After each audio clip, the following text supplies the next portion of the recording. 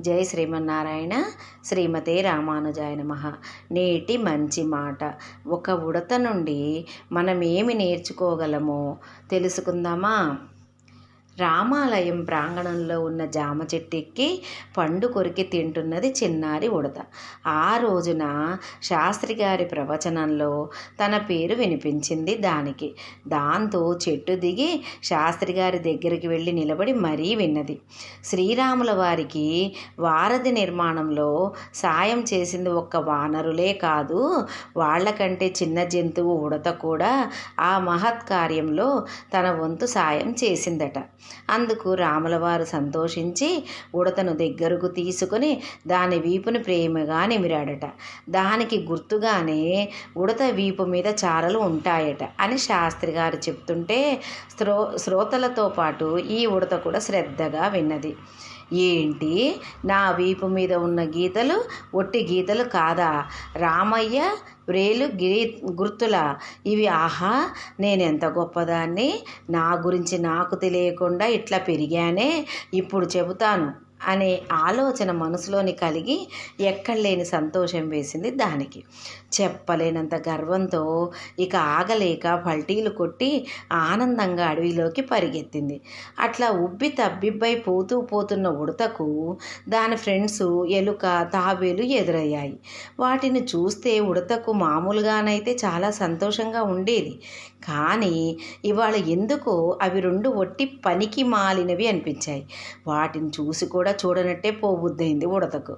అది అట్లా పైకి చూసుకుంటూ ఎగిరెగిరి గంతులు వేసుకుంటూ వెళ్తుంటే ఎలుక, తాబేలు కూడా దాని వెంట పరిగెడుతూ ఆడుకుందాంరా అని అడిగాయి అనురాగంతో. నేనా మీతో ఆడాలా? అసలు మీకు తెలుసా నా చరిత్ర ఏమిటో? నా వీపు పైన ఉన్న ఈ చారలు ఎలాంటివో తెలుసా?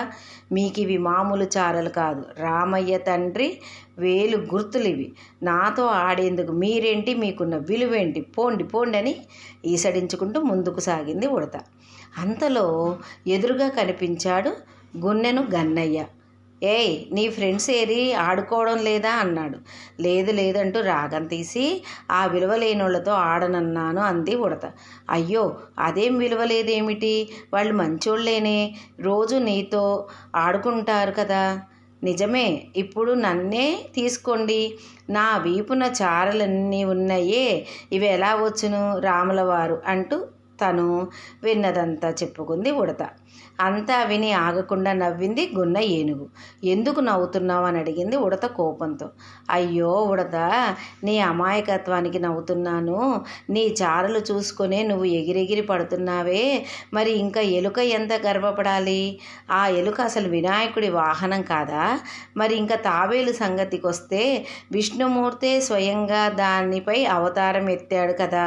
అసలు ఇప్పుడు ఆ ఎలుక, తాబేలు నీతో స్నేహం చెయ్యం పో అంటే అప్పుడు నీ పరిస్థితి ఏమిటి చెప్పు?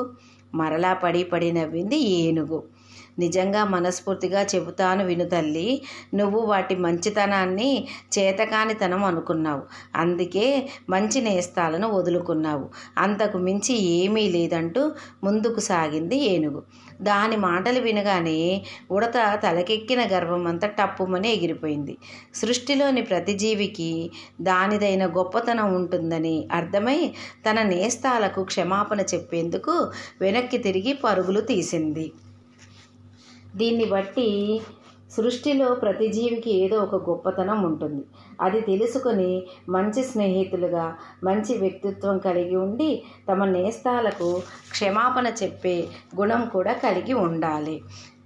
మంచితనాన్ని చేతకానితనం అనుకొనరాదు. శ్రీరామ రామ రామేతి రమే రామే మనోరమే సహస్రనామ తత్తుల్యం రామనామ వరాననే.